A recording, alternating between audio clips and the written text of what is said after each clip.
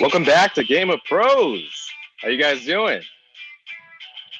Feeling good. You look good, Germs. It's been a while, man. Yeah, man, it's good to see you. Yeah, for sure. D'Lo looking fly with the polo shirt. Brings you back to high school. All right, so we got a lot to talk about today. Going to be going over free agency news. Talk about the Washington football team a little bit. We're all big Washington fans here. And hopefully we can get everything in. If not, probably have a follow-up show early next week, maybe end of next week. So big weekend for the Washington football team. Big week, I should say. Many key pieces that many of us thought we needed. On the offense in particular, we're looking at Ryan Fitzpatrick and Curtis Samuel. I'll start with you, D'Lo. What did you think about those two signings? Oh man, you know me. It's been like 8-10 months that I've been talking about Fitzpatrick.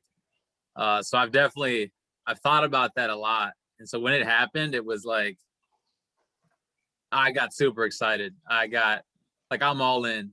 I'm like tweeting at people like, hey, get ready for the parade next year because it's happening.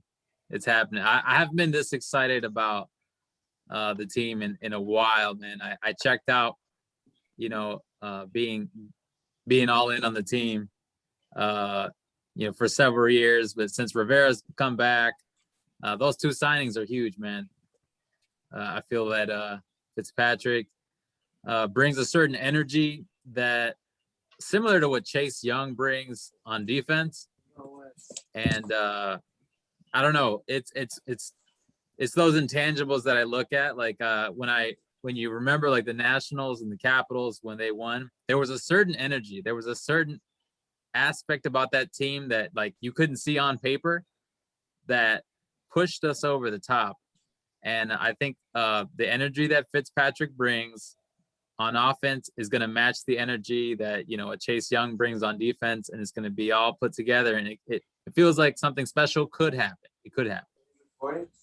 Yeah, totally. You've been talking about it since the middle of last year. It seemed like the absolute ideal signing for Washington. It sounds like to you, you got me on board that. I'm all about that train. I think that it's going to make a huge difference. Like you said, guy brings a ton of energy. I think that a lot of people have kind of given up on him time after time. There are statistics that you can kind of see why. But I just think that he gives us a better shot than anything that we have in our system and anything that we could possibly get in the draft. Germs, what about you yourself? How do you feel about those two signings in particular? About FitzMagic, not too shocked, just because D'Lo's been raving about this move for almost a year now, so it's not too much of a shocker to me. But it's hard to really believe he's gonna win as a Super Bowl, but the excitement is there, and to see how the team rallied up for Heineke, it was special to watch. So I'm excited to see them do that for a veteran that can actually win us some games. So it is exciting. I'm excited. I'm ready to take some baby steps. I'm not asking for a ring. Maybe winning the division and going over 500 would be a good start. I would like that. We haven't hit 10 wins since 2012, RG3's rookie year. I got some numbers for you guys. If you look at last year's losses, Panthers, we scored 13 points against them. Seahawks, we scored 15 points. Both those games, our opponents only scored 20 points. 20 points in this league, like your defense is balling. You got to be able to score more than 20 points. We lost to the Lions by 3. We lost to the Giants by a combined 4 points. That's 5 games. One of them was 1 point, right? One of those games. Yeah, that's 5 games right there. That it's almost like flipping a coin. You get like an average QB or above average QB. You can get 3 of those wins. You're talking about 10 wins, last year. And I think again, probably 8 wins gets you the NFC least next year. So I think we're in the driver's seat, man. Having seen the moves, Samuel coming over here is huge. Adding, weapons. Like I try to look at Ryan Fitzpatrick's past and what his weapons were. I don't think he's had a team that's had a Curtis Samuel, a McLaurin, a Thomas, a couple good running backs. And so anyone who's yet to be drafted also. We don't, exactly. We don't know if we're getting another receiver for him or, it's, I'm excited. I'm all in. I'm trying to go with the mindset of the sky's the limit because we have been so desperate for a guy to throw down the field and give us a chance. And I think it's been a while.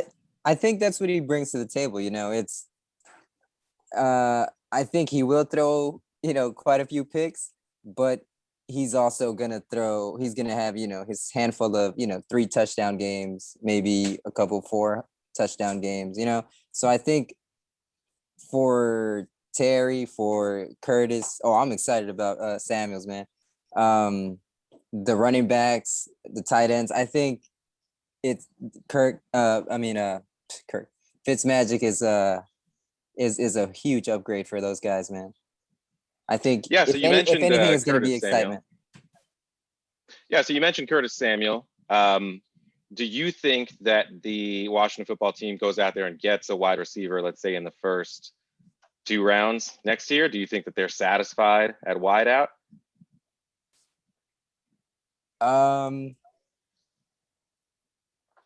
I think so, man. I think they are satisfied as of right now. I think there's a lot of other guys, still available in the free agency that could still be weapons. Sure. I think, what I want them to do is I want them to go for a linebacker.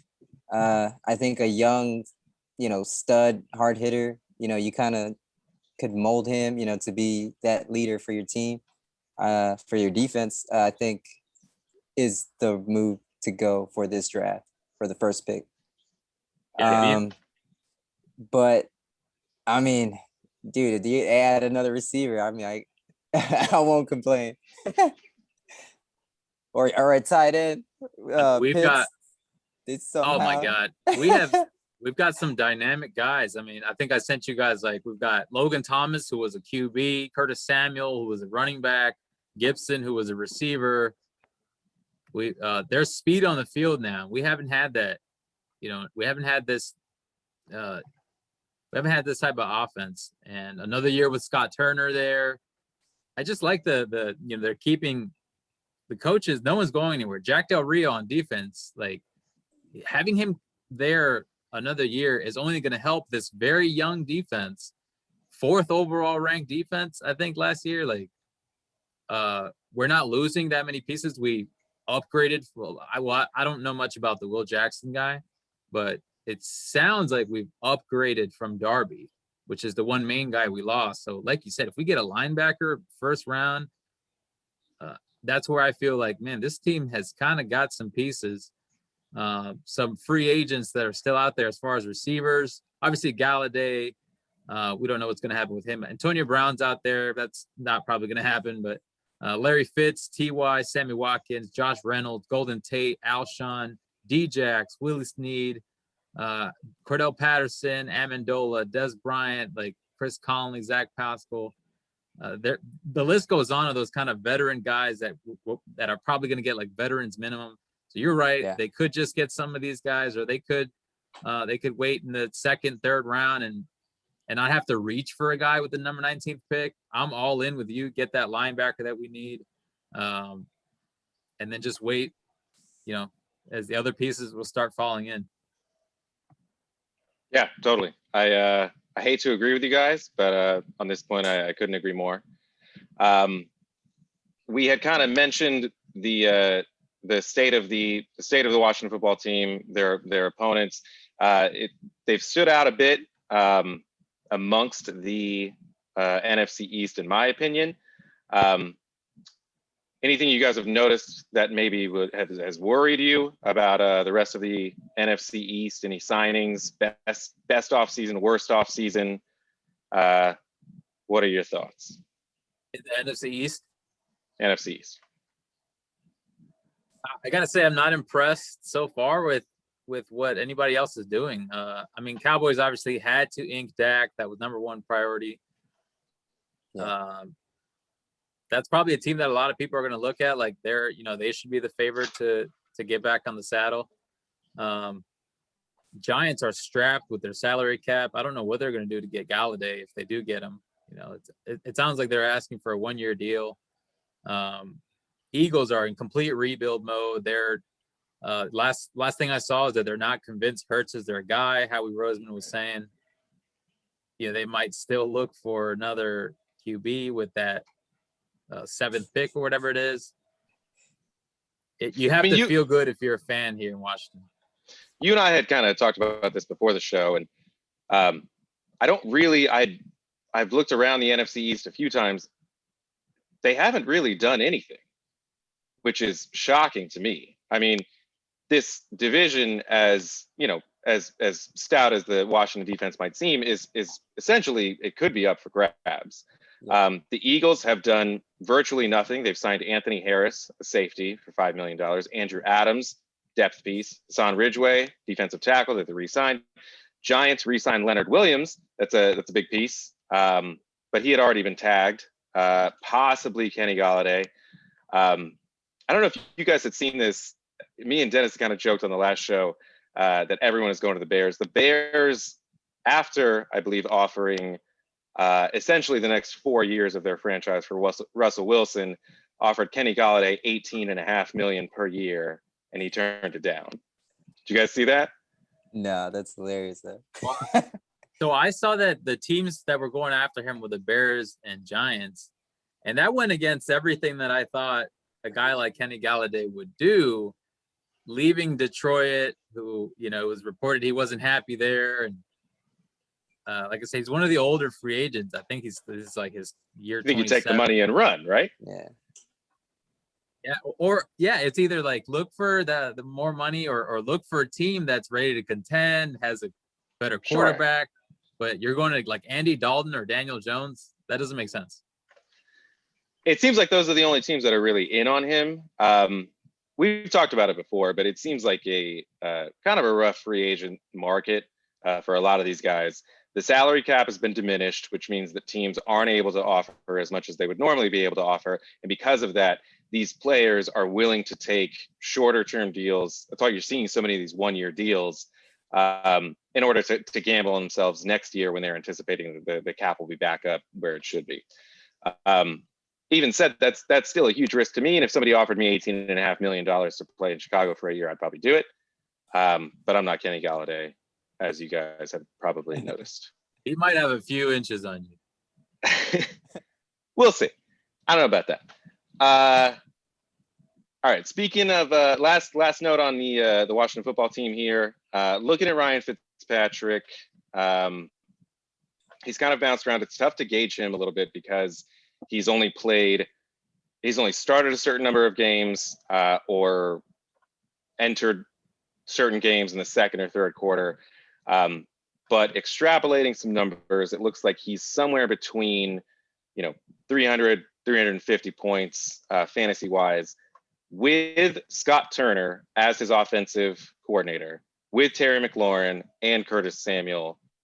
Buy or sell Ryan Fitzpatrick 325 fantasy points next year. Go ahead, Jarvis. Go ahead. Okay. Let's see. Okay,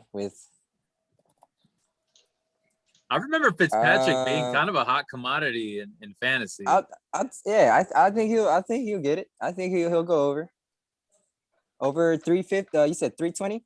325. 325. Yeah, I think so. 325 would put him about QB probably 8 or so. QB. Okay.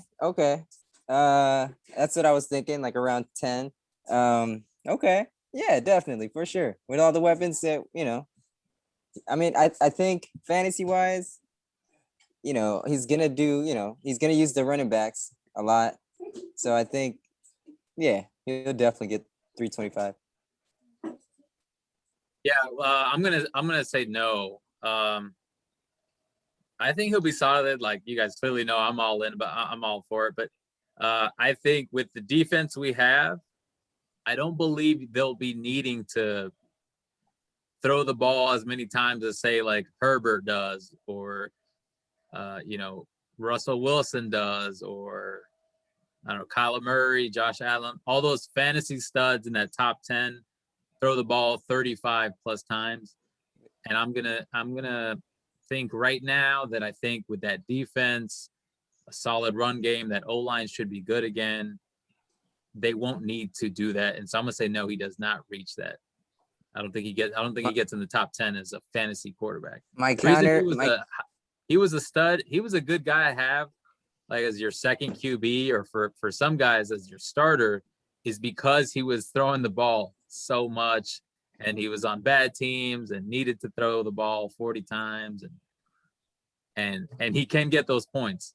So definitely someone you'd keep your eye on, like in a 12-man league.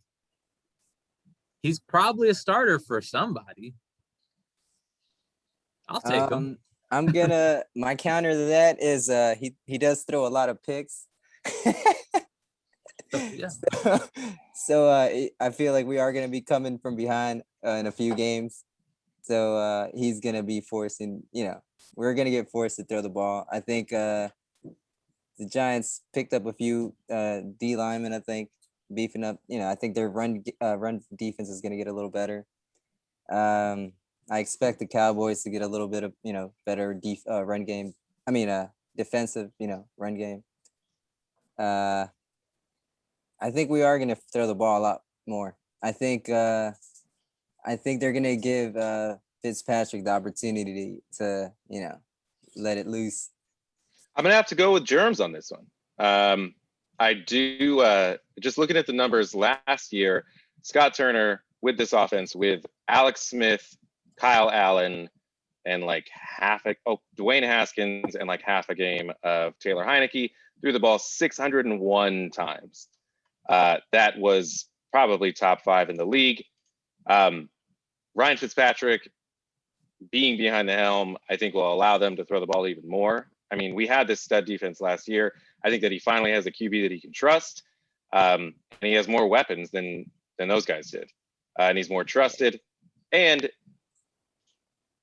sure, the picks. The good thing about Ryan Fitzpatrick is that when he does throw an interception, it's typically 50 yards down the field. So it's a punt. I mean, yeah. I don't think it's going to put us in a ton of trouble scoring wise most of the time. But I'm going to go with Germs on that one. Next one up, Curtis Samuel, over under 30 rush attempts for next year. Any idea how many he had last year? 44. 41. Oh, 41. Okay. 41. Okay. He had 19 the year before that. The year before that. Okay. Yeah, I think I want them to use him that way. I want him to be involved a lot. He's a player that I was watching for the Panthers, and it was always exciting to see him on that jet, it's tight. Really excited about Samuels. So you're going over? I'll say over 30 rushes. Yeah, over 30. Yeah, over. 30. No, less than 30. He's not the only guy there that's dynamic anymore. It's there. McKissick can do similar things, and Gibson. I feel like they drafted Gibson to be that hybrid. That kind of have that hybrid ability. So I think they're going to do a lot of mixing and matching and confuse defenses with those jets, and he'll be explosive. I think we'll definitely see some plays that are involving him running the ball, but I'm gonna go less than 30. All right, it's all going on the record, you guys. Don't forget that. You're gonna be held to this. Right. Someone's gonna have to shave. So we're looking around the league now. Few names have been signed yet. There are obviously still a few yet to sign. Golladay being I believe chief among them. Few wide receivers have gone. Fuller to the Dolphins. Fuller, it looks like, will be their speed guy. They will not have Ryan Fitzpatrick to exploit that anymore. They may be kicking the tires on Deshaun Watson. As of right now, looks like Tua is the guy. How do you guys feel about Fuller to the Dolphins? And I don't know. Do you think that they have more in store for him, I guess, going forward with the rest of the offense? Yeah, so that team reminds me a lot of Washington, where they have an outstanding defense. And I think that defense is going to be great again, if not better. They're going to be solid, and they just needed some explosiveness on that offense. I mean, I'm a fan of Devontae Parker. He's not a number one receiver. That's just the truth. No one knows what you're getting out of Preston Smith, Jerem's favorite receiver, Al Wilson, Hakeem Grant. They need somebody else. And I think they have the number 3 pick. So if with Will Fuller, I think you actually need someone else too. I think Dolphins, people are connecting the Dolphins at number 3 pick with a receiver like Jamar Chase or Devontae Smith. They got to go out there and get Kyle Pitts, man. And then I think Tua will have everything he needs to showcase, that he's their guy. If not, then they better go out there and get Russell Wilson or Deshaun, or trade us 4 first-rounders for Ryan Fitzpatrick to go back there. Would you rule out Miami going for a quarterback in the first round? I know it's a little early on Tua, but 100%. They seem like they've been trying to unleash him or 100%. 100%. They are not going a quarterback. The way they did Ryan Fitzpatrick last year, where they got a ton of heat, and then everything they've said thus far about Tua being their guy, that would be probably one of the more shocking things in NFL history if they drafted Tua like 2nd overall and then did all that and got like Mac Jones or your favorite at number 3. Oh God. I'm with you. I do think that they have to do something else on offense. I don't see them going forward with the offense that they have right now. They've got a lot of depth. Like you said, I don't think Devontae Parker's the guy. Preston Williams is somewhat of an unknown. Gesicki had a great year, but he had a ton of volume. I just think that they have to do something else. You and I had talked about them maybe getting Aaron Jones. That looked like a great move to me. That obviously didn't work out. I think they have to do something.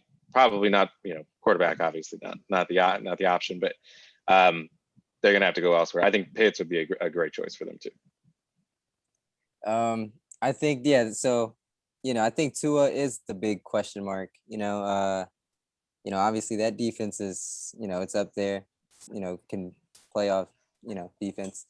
So yeah, the big question is Tua. Are they going to bring a weapon or 2 extra?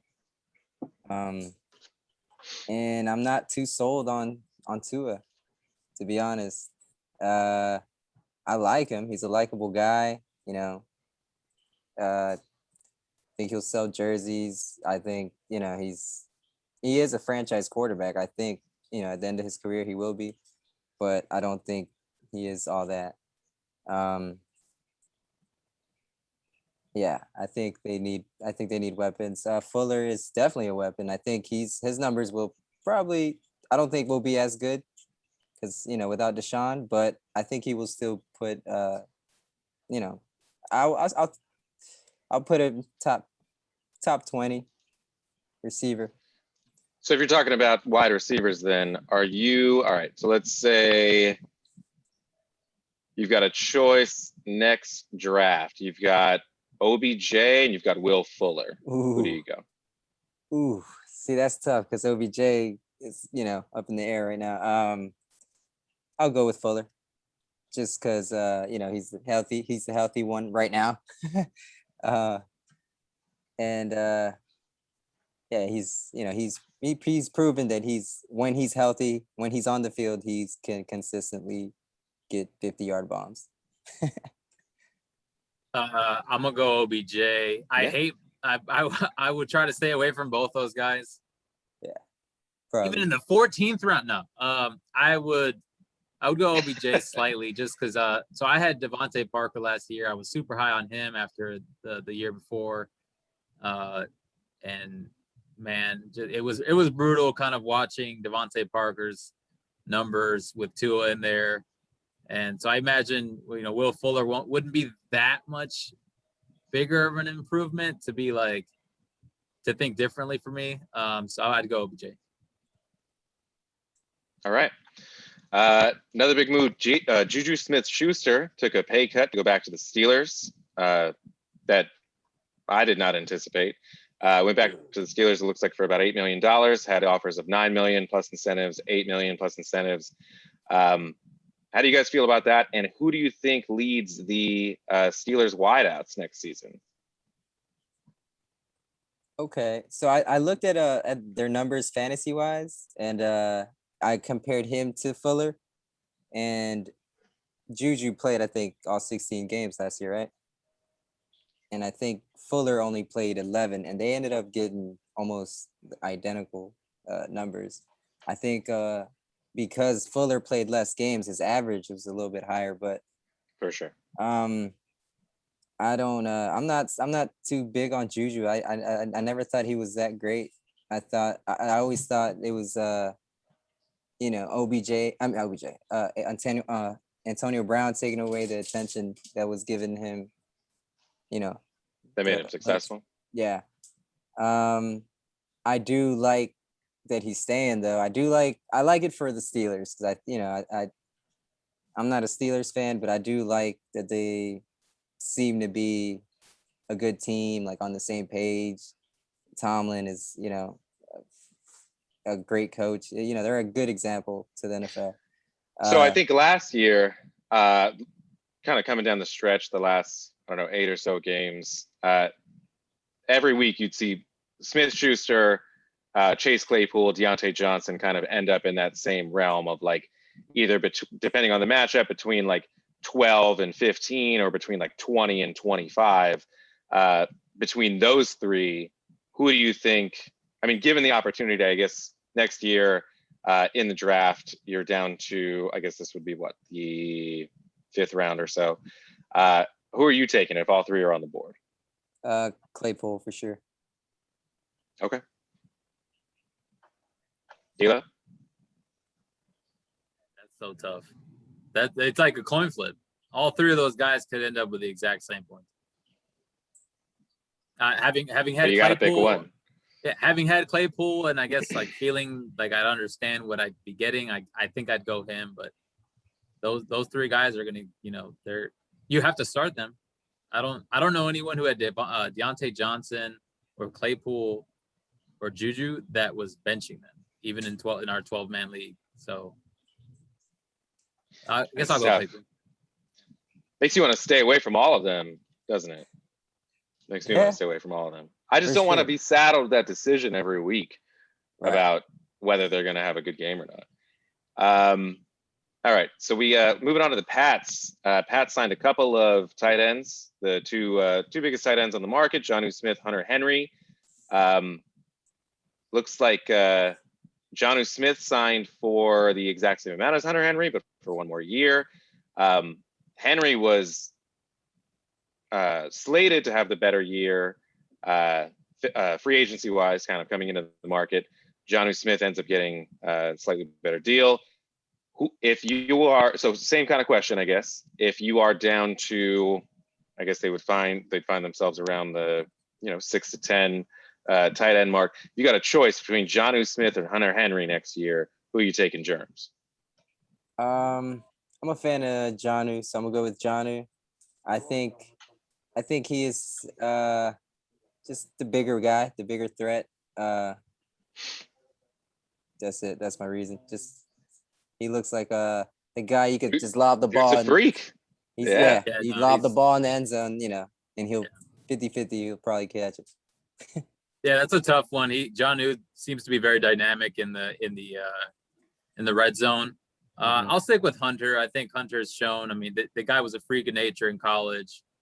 And I believe we might like not even have seen Hunter's, best abilities yet. Still young, and if he stays healthy, I'm gonna go Hunter. Nice. Patriots do love their tight ends. I've seen a couple comparisons to the Gronk and Aaron Hernandez duo from back in the day. I don't know if that's really fair. I think Gronk probably the best tight end of all time. Aaron Hernandez, obviously a waste of talent. I'm gonna go with Germs on this one. I think Jonnu Smith. I think Jonnu Smith has yet to. I think he's really going to break out this coming year. I think he's got a big year ahead of him. My only worry would, of course, be who's throwing to him. I don't know if Cam's got the shoulder for it anymore, even if it's those shorter and intermediate routes. But the man is. I mean, if given the opportunity, I think that he'll shine for sure. Pat's made a couple of other moves, including Nelson Agholor. Any thoughts you guys had on Nelson Agholor joining the Pats? I think he'll be on my personal draft board. I like Agholor. He produces. He's a guy that you probably want on your bench. Yeah. I got to give Agholor big props this year. He's the guy that I always talk trash about, all his drops. Watching Eagles game, it was the funniest thing to laugh at him drop footballs. Seeing him last year make big plays, game-winning plays, game-winning drive, during the drives, big props. I'm actually excited for him to join the Patriots. You guys remember when Cam? Sorry, you guys remember Cam was MVP with guys named like Jericho Cotchery, who was 45 years old, Devin Funchess, Philly Brown, and Ted Ginn. Philly Brown. Wow. Philly Brown. I haven't heard that name in Philly Brown, yeah. That's what I call what happens after I eat like Sopa de Frijoles. This is a show for kids, bro. Keep that stuff on the group chat. It's all good. With you guys, Nelson Agholor, really kind of an enigma to me last year. Worked his way up from essentially the practice squad. The Raiders were willing to put guys out there like Zay Jones before Nelson Agholor was able to make a starting appearance. And once he did, he took off. I mean, the guy worked hard, and he didn't particularly shine under Doug Peterson after Frank Reich left, but I think we can say that for a number of the Eagles players that have stuck around. Another move, Kenyan Drake to the Raiders. Interesting move for the Raiders. They've made a handful of interesting moves this offseason, also non-moves, cutting essentially their entire team. But Kenyan Drake to the Raiders, what are your guys' thoughts? How do you think it hurts Jacobs' value? And given the opportunity, let's say that both fell into your lap next fantasy season, would you be able to start both? Let's say week 1. Say no. I think of the two, and they added Theo Riddick too, I think. So that third down back, they talked about last year trying to get Jacobs some more catches. So I don't. I stay away from pretty much any Raiders players usually, and I don't think that'll change. But Jacobs is still the guy to own. I'm gonna agree with Dennis here. I think Jacobs is the workhorse. He does play a little too hard, which is the reason why he gets hurt towards the end of the season. Drake, I was high on him this past year, and he didn't produce the way I thought he would with the opportunity he had in Arizona. I'm gonna say, yeah, I don't really like that move. So Dennis, you had sent a kind of a preliminary ranking to us a couple days ago. I think you had Jacobs maybe, what was it, 11th? Jacobs is now 10th? My 13th. 13th, is that with the addition of Kenyan Drake? No, I'd have to fix that. He'd probably drop a couple, but I mean, he finished 8th last year, so dropping to 13th kind of tells you how I feel about Jacobs already. So I like him. I think he's a monster. I just think he is a Raider, and that's the problem. Yeah. Story as old as time. Emmanuel Sanders to Buffalo.